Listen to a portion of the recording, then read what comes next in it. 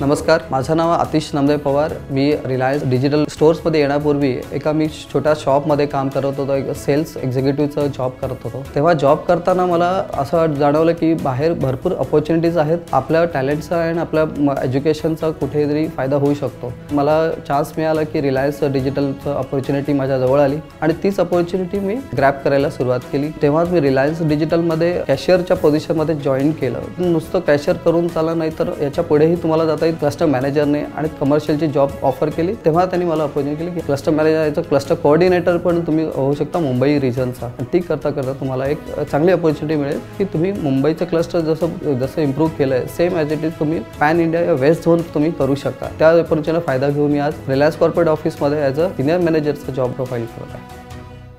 जेव्हा रिलायन्स डिजिटलमध्ये जॉब केला तेव्हा भरपूर स्वप्न होते। जेव्हा अपॉर्च्युनिटी मिळाली रिलायन्सने दिली तेव्हा माझे ते सगळे फायनान्शियल प्रश्न सुटून गेले आणि आज मी रेंटेड हाऊसवर न राहता माझं स्वतःचं घर मी आज ठाणे सिटीमध्ये पूर्ण केलेलं आहे। भावी पिढीला मला एवढं सांगायचं वाटतं की तुम्ही त्या संधीचा फायदा घ्या। एका जागी जरी आपण टिकून राहिले तरी ती संधी सोडू नका, कारण की त्या कुठली कंपनी ग्रोथ दिल्याशिवाय कधी पुढे जात नाही। जशी कंपनीची ग्रोथ होते तशी त्याप्रमाणे तुमची पण ग्रोथ होणार आणि त्याचाच फायदा तुमच्या भावी आयुष्य पिढीला पण होऊ शकतो।